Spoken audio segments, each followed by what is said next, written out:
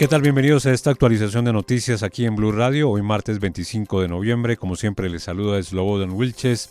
Y la noticia más importante en Colombia: no para la controversia por la filtración de las disidencias de las FARC al gobierno nacional y a las fuerzas militares. En las últimas horas, la fiscal general Luz Adriana Camargo ordenó abrir una investigación por estos presuntos nexos. Aseguró que la entidad no había recibido información sobre este caso en estos 16 meses y responsabilizó a la Fiscalía Seccional en el departamento de Antioquia sobre el manejo de la información. La fiscal general también admitió que hay información de gravedad en esos dispositivos incautados a las disidencias de las FARC durante ese famoso y polémico retén registrado en Anorí, en el departamento de Antioquia, en julio de 2024. Mateo Candela. La Fiscalía General de la Nación anunció una investigación urgente tras la difusión de archivos incautados al bloque de disidentes de las FARC de alias Calarcá. Los documentos apuntan a presuntas alianzas entre estructuras criminales y miembros de la fuerza pública, incluyendo agentes de inteligencia y altos mandos del Ejército Nacional. Entre las líneas de investigación ordenadas por la fiscal general Luz Adriana Camargo, destaca la posible cooptación de integrantes del Ejército por parte de estas disidencias, donde aparece señalado el general Juan Miguel Huertas. También se indaga la presunta financiación de campañas presidenciales por actores ilegales, la creación de empresas de vigilancia al servicio de organizaciones criminales y la entrega de información reservada mediante chats, correos y cartas. Además, la Fiscalía solicitó compulsar copias del expediente a la Corte Suprema de Justicia con el fin de profundizar en el papel del general Huertas y determinar su posible implicación directa. En su comunicado, la institución aclaró que, aunque durante los últimos 16 meses no se habían recibido informes completos desde la dependencia regional encargada del caso, sí se verificó que existe información de alta gravedad en los dispositivos incautados que aún no han sido objeto de investigación plena. Y contrario a lo que dice la Fiscalía, el presidente Gustavo Petro salió a rechazar las versiones que apuntan a una presunta infiltración de las disidencias de las FARC en su gobierno a través del general Juan Miguel Huertas y el director de inteligencia de la Dirección Nacional de Inteligencia, Wilmar Mejía. El mandatario afirmó que esos supuestos informes de inteligencia que vinculan a ambos funcionarios son falsos. Caterina Ávila. Luego de varias horas sin pronunciarse y tras la cancelación de toda su agenda pública durante el día, el presidente Gustavo Petro reaccionó a las revelaciones sobre una presunta infiltración de las disidencias de las FARC en su gobierno a través del general Juan Miguel Huertas y del director de inteligencia de la DNI, Wilmar Mejía. En un extenso trino, Petro acusó a la CIA de estar detrás de la información divulgada y aseguró que esa agencia tiene la costumbre de tender redes para influir en la opinión pública según los intereses del gobierno de Estados Unidos. El mandatario reveló además que en una reunión que tuvo con funcionarios de esa agencia recibió informes sobre presuntos oficiales corruptos. Según dijo, en ese encuentro le mencionaron al general Huertas cuando aún no estaba reintegrado al ejército, pero lo relacionaron con un grupo criminal distinto a las disidencias, lo que a su juicio demuestra que la información reciente es falsa. Petro concluyó señalando que detrás de esos reportes habría intereses políticos ligados al gobierno actual de Estados Unidos y sectores que buscarían impedir que su proyecto político gane las próximas elecciones. El presidente también indicó que en aquella reunión la CIA no le mencionó a Wilmar Mejía, que es otro de los señalados por la investigación. En paralelo, Mejía difundió un comunicado en el que negó haber participado en reuniones para compartir información con grupos criminales, crear empresas de seguridad o gestionar la adquisición de armas. También rechazó haber influido en trámites de la Superintendencia de Vigilancia o en pactos de no agresión entre unidades militares y grupos ilegales. Estas aclaraciones se dan después de la investigación de Noticias Caracol, que lo vincula a presuntos nexos con disidencias de las FARC y a reuniones con cabecillas en Venezuela. Mejía aseguró que nunca recibió órdenes del presidente Petro ni del director de la DNI, Jorge Lemos, para realizar dichas gestiones. Entre tanto, el Ejército Nacional anunció que va a abrir investigaciones internas por las denuncias que relacionan al general Huertas con esas disidencias de las FARC. La institución respondió oficialmente a esos señalamientos revelados por Noticias Caracol en los llamados archivos secretos de alias Calarcá, y en paralelo, el propio general Huertas negó tajantemente cualquier vínculo con ese grupo al margen de la ley. Laura Alejandra Moreno.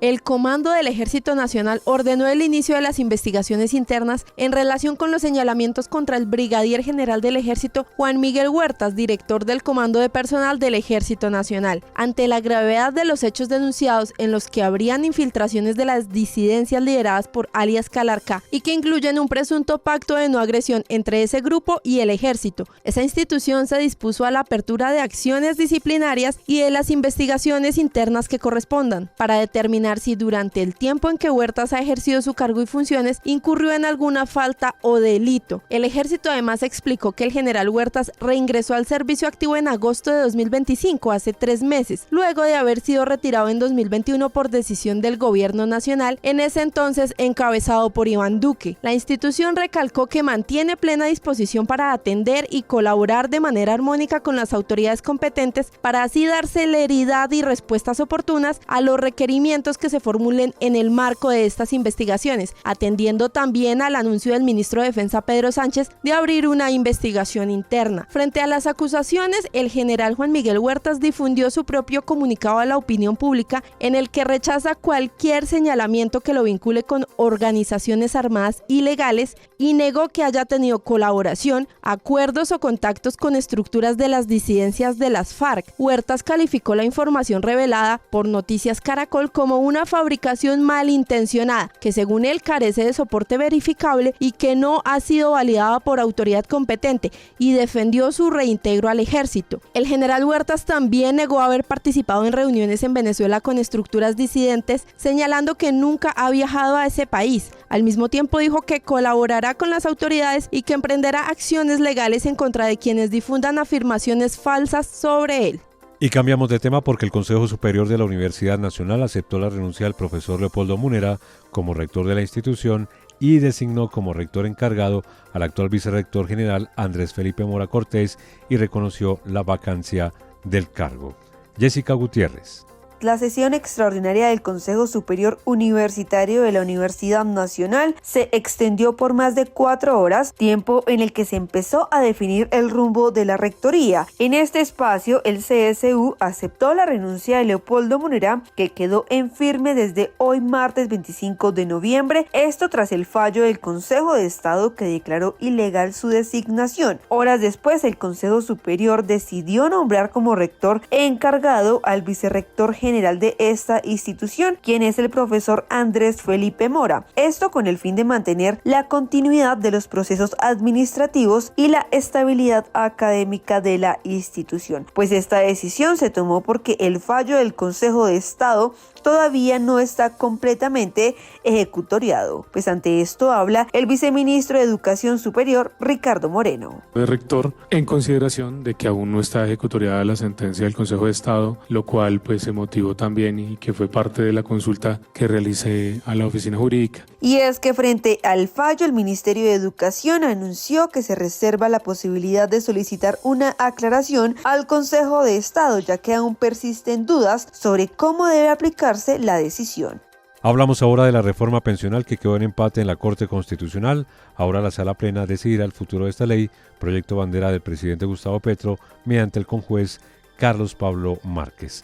La información con Sergio Barbosa. No hubo decisión en la Corte Constitucional sobre la reforma pensional. En la Sala Plena, que inició sobre las 9 de la mañana del lunes, hubo un empate de 4-4, lo que en la práctica significa que la decisión la tendrá un conjuez, que en este caso será el abogado Carlos Pablo Márquez. Un poco más temprano, en esa misma sala, se tomó una determinación clave en cuanto a la recusación que cursaba contra el magistrado Héctor Carvajal tras la solicitud de la senadora Paloma Valencia, que pedía apartarlo de la discusión por haber conceptuado sobre la ley que está siendo estudiada por el alto tribunal. En efecto, esa recusación fue declarada fundada, lo que significa que prosperó y que Héctor Carvajal, quien fuera el abogado del presidente Gustavo Petro durante muchos años, fue apartado de la discusión sobre una de las reformas de mayor interés para el gobierno del presidente Gustavo Petro. Esta reforma, que ha marcado un fuerte pulso entre el gobierno y esa corte en medio de acusaciones por parte de simpatizantes y miembros del gobierno nacional al magistrado Jorge Enrique Ibáñez, quien es presidente de la corte y ponente de esta demanda. Ahora empieza una carrera contrarreloj porque los tiempos están ajustados, ya que la rama judicial en pleno inicia su vacancia judicial el próximo 19 de diciembre. En un extenso trino, el presidente Gustavo Petro se pronunció sobre el tema de la reforma pensional y defendió al magistrado Carvajal, quien durante años fue su abogado, asegurando que él no participó para nada en las actuaciones de forma en el Congreso de la República.